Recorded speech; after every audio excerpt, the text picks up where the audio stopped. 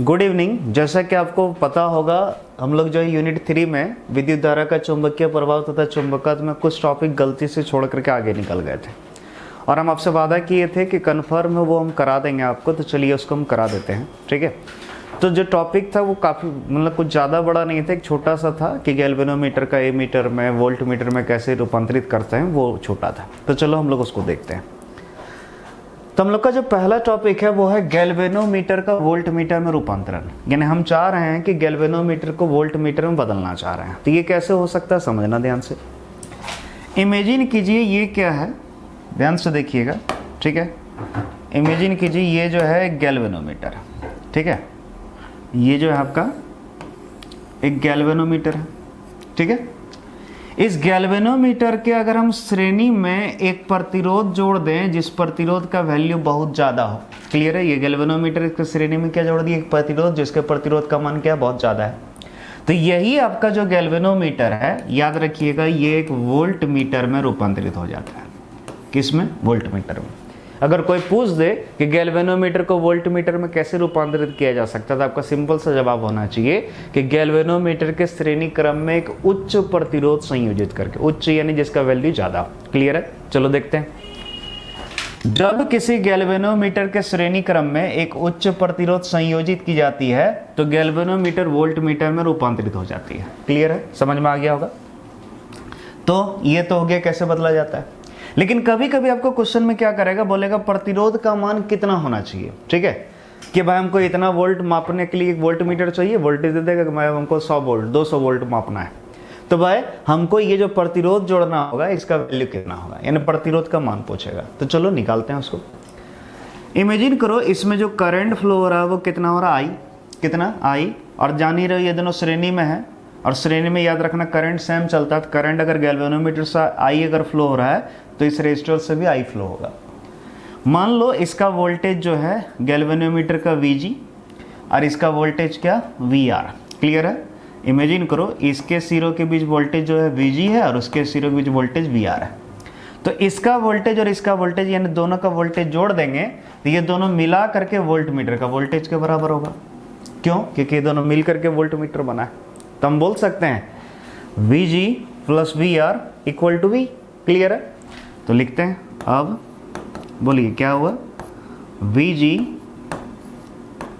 Plus Vr equal to V, यानी voltage किसका, voltmeter का।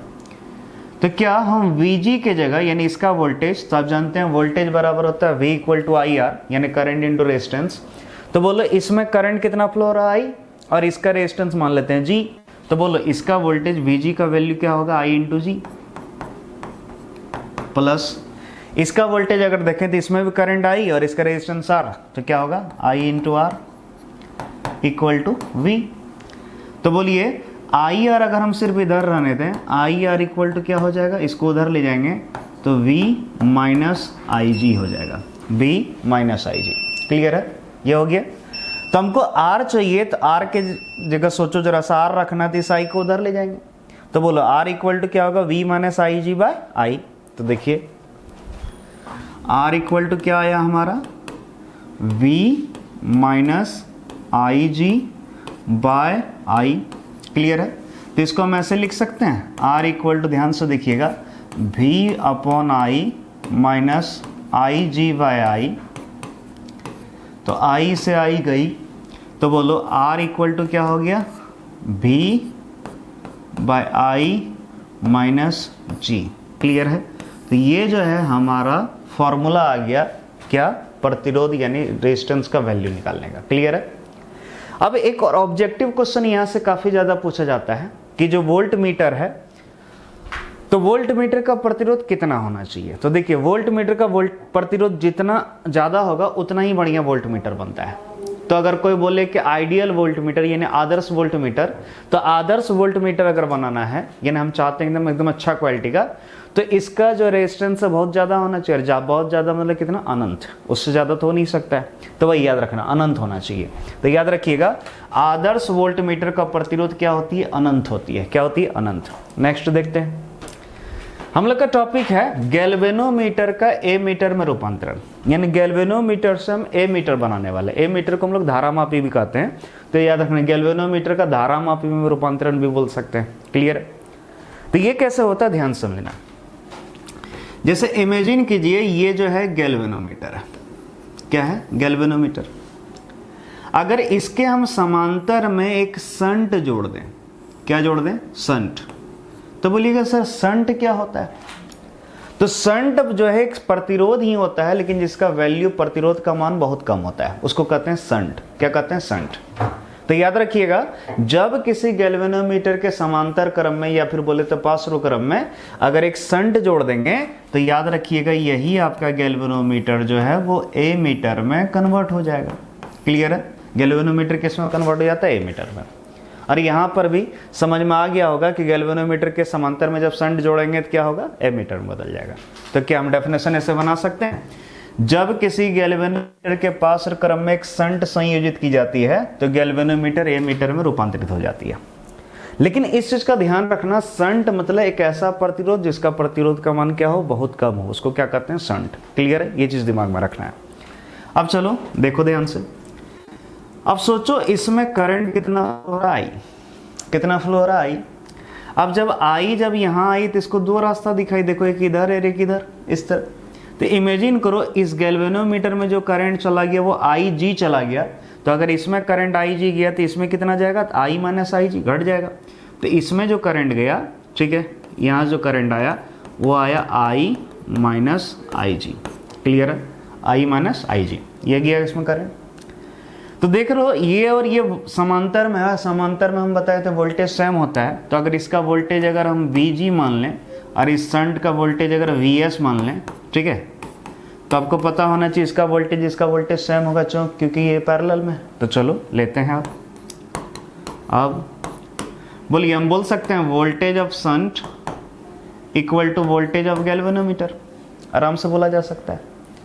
तो अगर शंट का वोल्टेज का बात करें यानी इसका वोल्टेज का बात करें तो वोल्टेज इक्वल टू होता है करंट इन रेजिस्टेंस। तो करंट कितना है? ये इतना, और रेजिस्टेंस इसका ये है S। तो लिखो I minus I G into S equal to VG यानी इसका वोल्टेज गैल्वेनोमीटर का। तो गैल्वेनोमीटर का वोल्टेज निकालने के लिए इसका करंट गैल्वेनोमीटर में कितना फ्लो रहा है इंटू इसका रेजिस्टेंस। तो बोलो गैल्वेनोमीटर में जो करंट जा रहा है IG और रेजिस्टेंस उसका G मानते हैं। तो बोलिए कि यहाँ से S यानी शंट का वैल्यू निकाला जा सकता है। तो बोलो शंट इक्वल टू क्या हो जाएगा? इसको उधर ले जाएंगे तो S इक्वल टू क्या हो गया हमारा? IG into ji bye I minus I जी।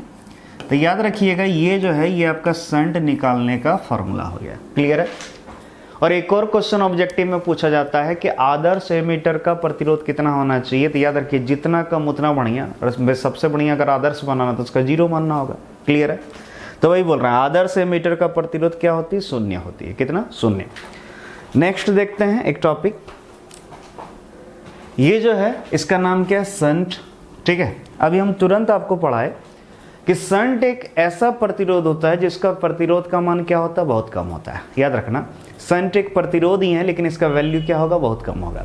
तो देखिए वैसी प्रतिरोध जिसके प्रतिरोध का मान बहुत कम होती है उसे शंट कहते हैं। क्या कहते हैं? शंट। और इसे S द्वारा सूचित की जाती है। अब बात करता है शंट का उपयोग क्या होता है। तब हम तुरंत बताए थे अगर आपके पास कोई गैल्वेनोमीटर है और उसको ए मीटर में बदलना है तो हम किसका उपयोग करते हैं? शंट का। तो वही लिखा है इसका उपयोग गैल्वेनोमीटर को ए मीटर में रूपांतरित करने के लिए की जाती है। क्लियर है? पहला। दूसरा, इसका उपयोग ए मीटर की परास बढ़ाने के लिए की जाती है। कैसे? ध्यान से समझिए। अगर हम किसी गैल्वेनोमीटर के, इमेजिन करो ये गैल्वेनोमीटर है, इसके समांतर में शंट जोड़ देते हैं तो होता है क्या है? जो गैल्वेनोमीटर का रेजिस्टेंस है वो ओवरऑल बहुत कम हो जाता है। ठीक है, और जब बहुत कम हो गया इमेजिन करो रेजिस्टेंस, तो करंट इसमें ज़्यादा फ्लो होगा तो भी कोई दिक्कत नहीं होगा। तो इसीलिए रेंज बढ़ाना यानी परास बढ़ाना, ज़्यादा करंट बीच इसमें चले तो कोई दिक्कत ना हो, तो इसके लिए क्या करते हैं? शंट जोड़ते हैं। तो याद रखना इसका उपयोग एमीटर का परास बढ़ाने के लिए की जाती है। और तीसरा, इसका उपयोग एमीटर को उच्च धारा से सुरक्षित रखने के लिए की जाती है। बात वही है। ठीक है, जब परास बढ़ गया, रेंज बढ़ गया, यानी ज़्यादा भी करंट चलेगा तो कोई दिक्कत नहीं है, यानी उच्च धारा से भी ये सुरक्षित रह जाएगा। क्लियर है? तो ये रहा आपका क्या शंट क्या है और इसका उपयोग क्या है। जितना भी आज के क्लास में आपको पढ़ा है, याद रखिएगा सारा टॉपिक जो आपके एग्जाम में आने लायक है, सारा वीवीआई है। ठीक है, यानी अगर बोलें तो ये जो है आपका वीवीआई है। ठीक है, ये जो है, ये जो भी पढ़े ये भी वीवीआई है। क्लियर है? और ये जो टॉपिक है आपका जो शुरू वाला गैल्वेनोमीटर का वोल्टमीटर में रूपांतरण, ये भी वीवीआई है और काफ़ी ज़्यादा इंपॉर्टेंट टॉपिक है। याद रखिएगा एग्जाम में आने लायक क्वेश्चन है, यहाँ से ऑब्जेक्टिव या सब्जेक्टिव कुछ ना कुछ बनता है। क्लियर है? तो चलिए आज के लिए इतना ही। उम्मीद करते हैं जो इतना था सारा पढ़ा दिए। Thank you.